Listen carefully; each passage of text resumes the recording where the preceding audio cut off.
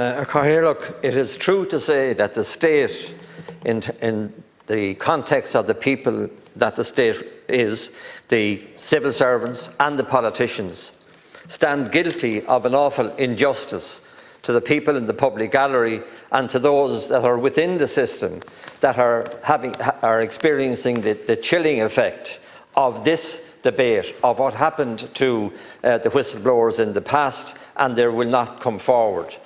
The state should own up to its moral obligations and should reach out to the likes of Maurice McCabe, who may not have been here today were not for the strength of his own family and his wife Lorraine. What has happened in the Gardaí since then? Have we seen dramatic reforms? Have we seen the Charlton Tribunal and its output? Have we seen that even implemented? What happened during the tribunal? My own name was besmirched by some unknown Deirdre G during the course of that to discredit me as a witness.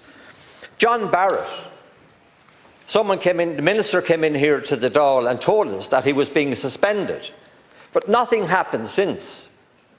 So John Barrett should be reinstated because he told the truth at the Public Accounts Committee. The moral obligation should be that he should be back in his place and he should be paid.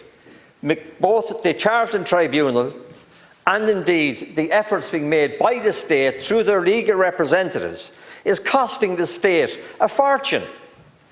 And the ones being penalised are the ones that are making the disclosure based on truth.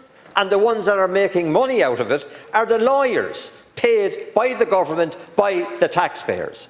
I'd love to hear from Lorraine Morris, who was involved in the banking inquiry here, a complete whitewash, according to Jonathan Sugarman, and I support that. I'd like to hear what she has to say about the Ulster Bank investigation, about the fact that the Financial Times mentions the Ulster Bank, RBS and Lloyds, and they suggest a €50 billion redress scheme, and that part of what happened there is impacting on the SMEs in this country.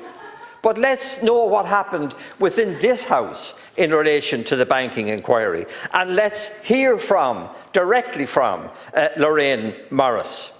Jonathan Sugarman lost his job and nothing was learned from it.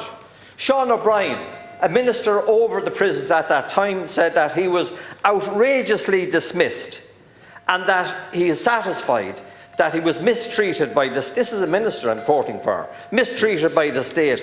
The case was never brought to his attention. Julie Grace, yes, I'll conclude now. Julie Grace should be recognised and it should be sorted without her having to go to Europe. Noel McGree lost his house. He was treated so badly that he still hasn't been compensated by the state.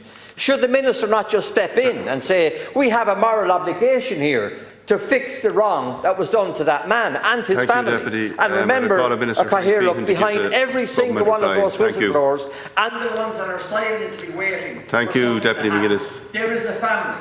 There is a mental health. Thank you, Deputy. And we Thank you, Minister Frank Feehan. While all of that is put on them by the state Minister Frank Feehan. Its agents.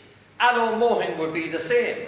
And I could go on and Deputy, please, could I call it? But I wanted to say, please, Deputy McGuinness. I'm using my time, please, I only have Deputy 2.5 minutes. I want to say that if we only learned from the whistleblowers, we would save the state a fortune and we would hail them as heroes and not, as was described, disgusting. They're not disgusting, they are in fact heroes. Thank you, Deputy McGuinness. Mr. Frank Feehan. There's a seat over here for you, John.